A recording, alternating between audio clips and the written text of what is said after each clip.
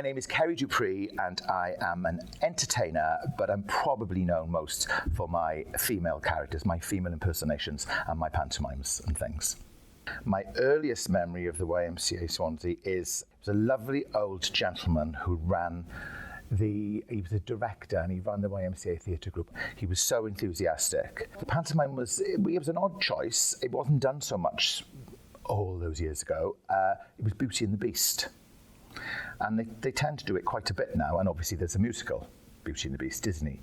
But then it wasn't, so it was quite an unusual subject for the time.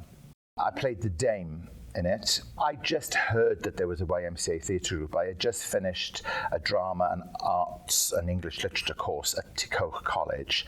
And then it was my friend Alison who said, there's a YMCA theatre group, we can join. And we did. I certainly don't remember any bad things. I mean, how old would I have been?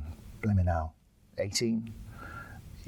So it was 40 years ago. Just remember coming in, rehearsing it, lovely group of people all, wanting to do the same thing, put a production on.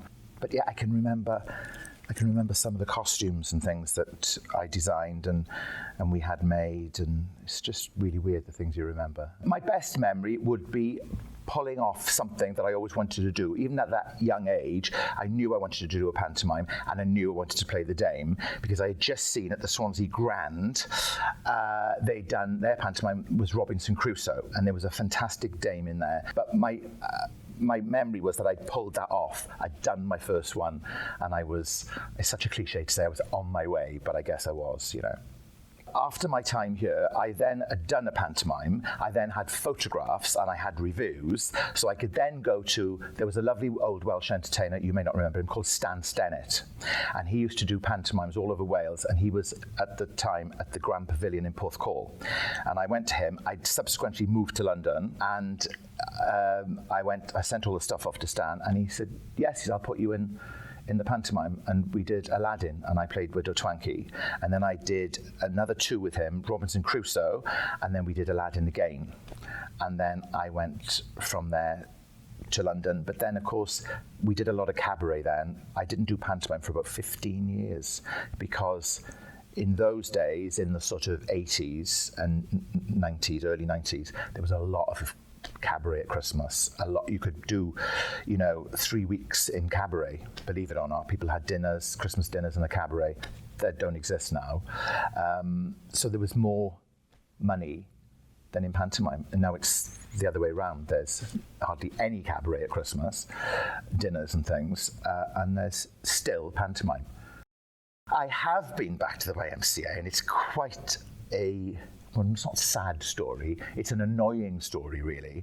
I wrote a play years ago, we put it on in London, and it was called Brenda, A Star is Torn. And it was about this Welsh housewife called Brenda Llewellyn, who was singing in the clubs, in the working men's clubs in Wales, in the valleys, with her two backing singers called the Gobstoppers, and their names were Blodwyn Tatws and Glenda Mogg. And Brenda always wanted to be a star. So I rewrote it, and I put an extra character into it, Brenda's mother, who was just called Mam. It was great. We put it on in the Dylan Thomas Theatre, and the cast, there was only 4 in the cast, it was fantastic. And then we did a little tour around Wales, and then I wanted to do it again, but unfortunately one of the girls wasn't available, so I rewrote it with a boy. So it was, the two backing singers was one guy and one girl. And the guy that came to audition, he was great at the audition, and then when he came to do it, he couldn't do it. So we had no show. We couldn't do it. So we had to cancel the shows here. We had no choice. So it was a bit sad that it never got on here, which is a shame. Do I notice any differences in the building? Well, in here, no. It's still exactly as it was.